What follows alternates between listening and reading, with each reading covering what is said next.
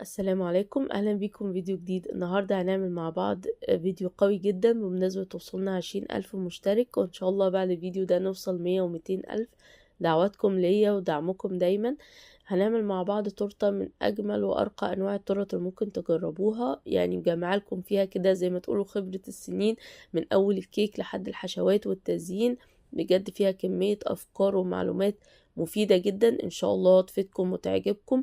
ما تنسوش بقى لو الفيديو عجبكم تعملوا له لايك، ولو لسه مش مشتركين في القناة يا ريت تشتركوا. ويلا نشوف وصفتنا النهاردة هنعملها ازاي. اول حاجة هبدأ بيها طبعا هي كيك الاسبونج، وهتبقى عبارة عن نص فانيليا ونص شوكولاتة. هبدأ بنص الفانيليا، هحتاج له 6 بيضات وفانيليا و170 جرام من السكر و50 جرام من الدقيق للمرحلة الأولى، 20 جرام من المحسن و50 جرام مية اللي هم حوالي ربع كوباية من المية برضو للمرحلة الأولى، وهسيب ربع كوباية للمرحلة التانية، و250 جرام من الدقيق و5 جرام من البيكنج باودر، دي اللي هستخدمهم في المرحلة التانية. هخلط كل المكونات اللي انا حطيتها في وعاء العجان على سرعة هادية الأول لحد ما المكونات تندمج معايا.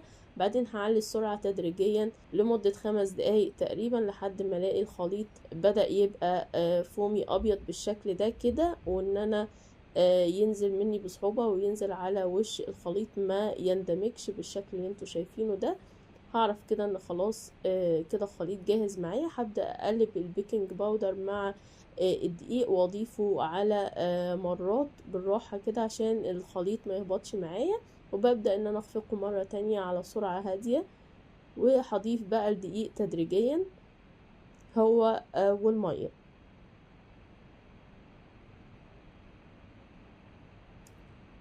بس كده ده جزء الفانيليا خلاص خلص معايا وبقى بالشكل ده.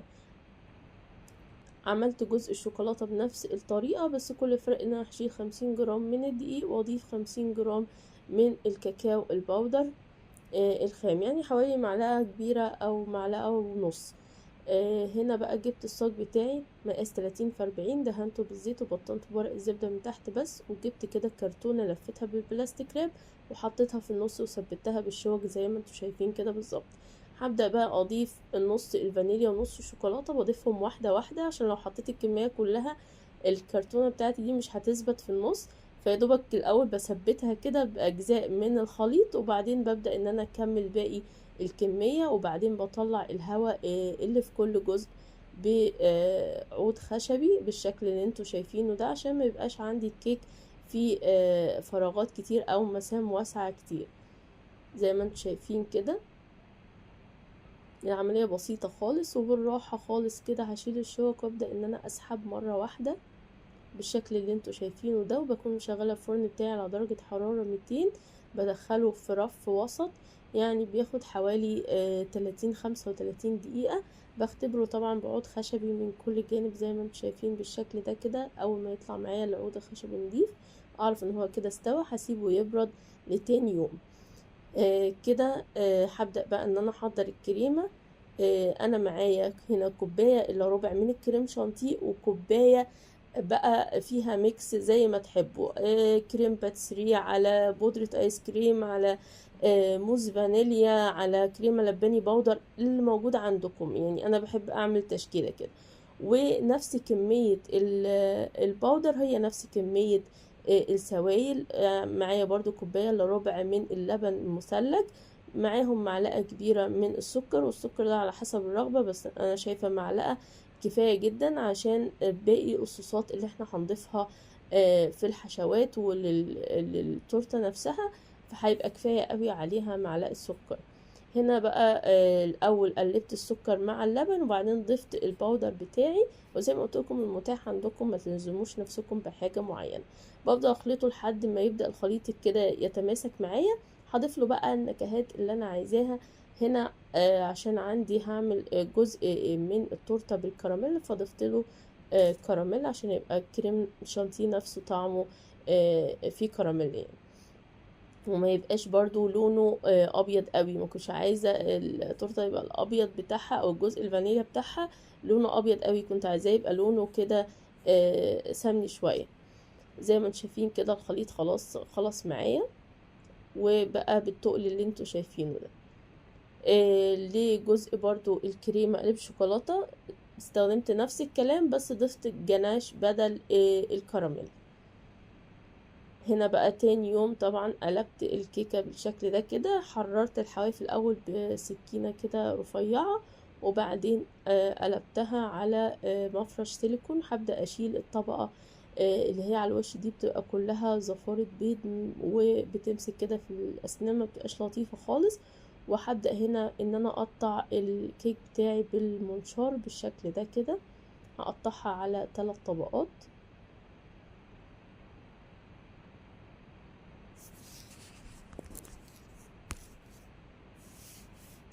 زي ما انتم شايفين الكيك من جوه مسامها ضيقة ومقسومة بالنص بالظبط، يعني ما اخدتش مننا مجهود خالص، وطلعت بجد حلوة جدا وطرية، وزي ما انتم شايفين قوام الكيك.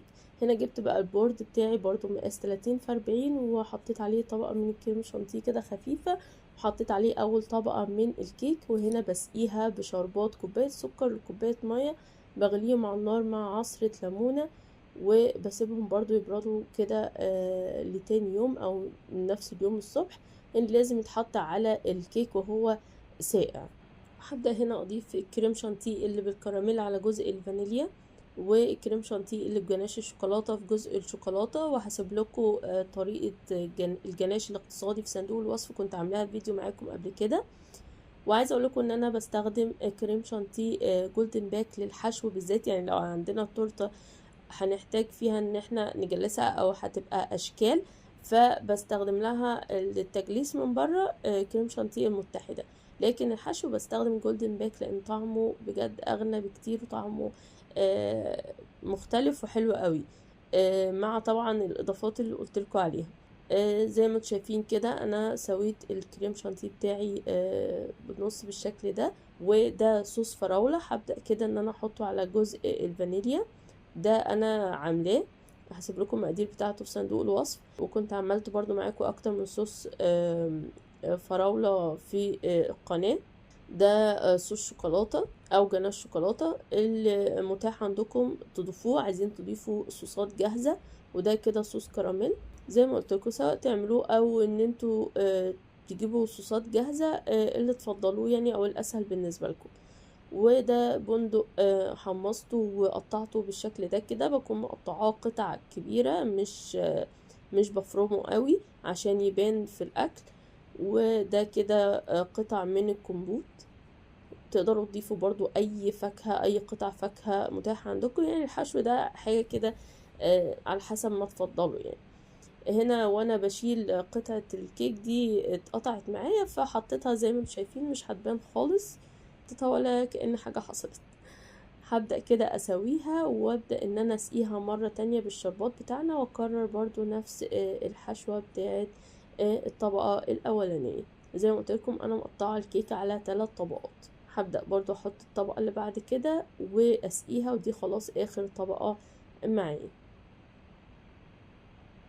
هبدأ بقى احط الكريم شانتيه برضو عشان بقى اجلس الكيك بتاعتي. هنا هحاول دايما المقاسات تبقى مظبوطة عندنا، حتى لو الكيك مش مقسوم بالنص بالظبط، احنا برضو نحاول ان احنا اهم حاجة التزيين من بره يكون المسافات مظبوطة، يعني ما يكونش في جزء اكبر من جزء عشان ما يبقاش شكله مش لطيف في التزيين. هنا هحط طبقة بسيطة خالص، هي كده كده مش هتبان، وكل الجوانب والوش هيتدارى، بس بحط طبقة كده خفيفة خالص. زي ما انتم شايفين كده ببدأ ان انا اسويها، اهم حاجة تبقى متساوية عندي. وهبدأ برضو ان انا اعمل نفس الكلام في جزء الشوكولاتة.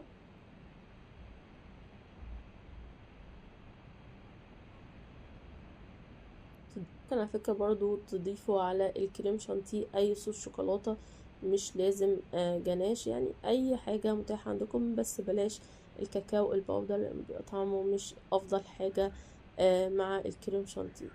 وهنا كده هعمل فرم شوكولاتة عشان جوانب التورتة بتاعتي. ده قالب من قوالب الشوكولاتة ترانسفير، بيبقى بالشكل ده، وهنا دي شوكولاتة سيحتها وضفت جزء غامق على جزء ابيض عشان ما يبقاش عندي الشوكولاتة غامقة قوي. لو حابينها غامقة هتحطوا شوكولاتة غامقة بس، ما بنضيفلهاش اي اضافات. بنسخنها على حمام مائي ونصبها في القوالب بالشكل ده كده، ونحطها دقيقة في الفريزر بالظبط تطلع متماسكة بالشكل ده. انا هنا هعمل الغامق زي ما شفتوا كده، وهعمل برضو الابيض وهحط عليه بس يعني ربع مكعب شوكولاتة غامقة عشان يطلع لونه كده كافيه فاتح بالشكل ده كده. يا دوبك يعني بحط قالب الشوكولاتة البيضة وعليه تقريبا ربع مكعب شوكولاتة غامقة، يطلع معانا بالدرجة دي. هنا هبدأ بقى احطها في جوانب التورتة بتاعتي. طبعا الجزء البيج ده حطيته في الفانيليا، والجزء الشوكولاتة حطيته في الشوكولاتة.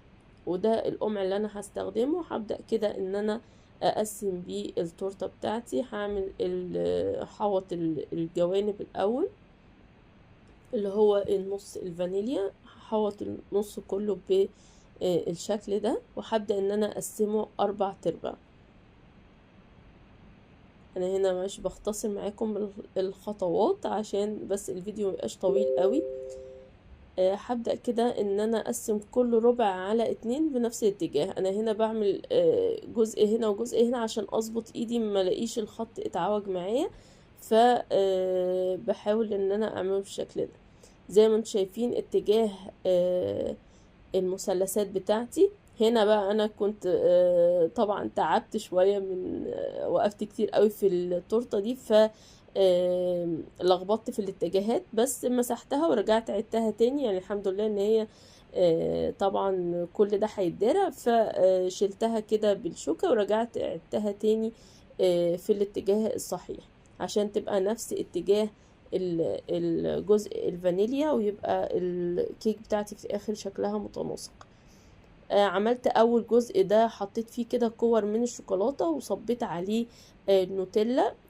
انا سايحاها على حمام مائي، مدفيها على حمام مائي وصبيتها فوق الكرات دي كده، وحطيت جزء من البندق المحمص في مثلث من المثلثات، وحطيت برضو 2 كراميل كده، حطيت في مثلثين كراميل، وحطيت في مثلث جناش اللي انا شغالة فيه ده، وحطيت عليه كريمة وعملته بالشكل ده، وشوية من كريسبي الشوكولاتة. وهنا برضو عملت خطوط من الجناش فوق جزء النوتيلا.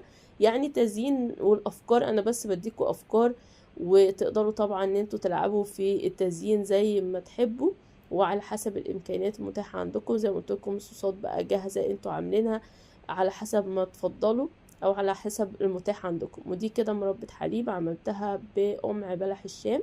برضو عملت مثلث من الشوكولاتة، وهعمل مثلث من الكريمة، وحطيت هنا برضو شوية من كريسبي الشوكولاتة البيضة، وعلى جزء اللي في الكريمة حطيت جزء كريسبي شوكولاتة بيضة وغامقة.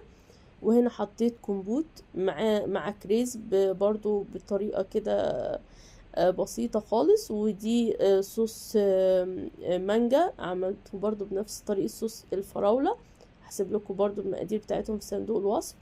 وهنا بقى عملت برضو اللي هي فرم الشوكولاتة دي برضو بنفس الألوان بتاعة الجوانب، وحطيتها في النص بالشكل ده. وده كده شكل التورتة النهائية. هسيبكم وقت تتخيلوا الطعم. هي عبارة عن قنبلة من النكهات والأطعمة المختلفة، من أرقى وأغنى التورت اللي ممكن تجربوها في أغلى الأماكن. طبعا كل حاجة ليها سعرها، زي ما انتم شايفين هي مليانة خامات. يعني ده لو حابين ان انتوا تعملوا حاجة مميزة كمان ممكن تنفذوها بأشكال مختلفة، تاخدوا منها بس بعض الأفكار. بس بجد التنويع في الحشوات ده بيدي التورتة طعم مختلف، وكمان التنويع في التزيين. أتمنى إن الفيديو يكون عجبكم ويكون مفيد بالنسبة لكم. ما تنسوش بقى لو الفيديو عجبكم تعملوا لايك وتعملوا اشتراك في القناة عشان عددنا يزيد ونقدم فيديوهات أقوى بإذن الله. والسلام عليكم ورحمة الله.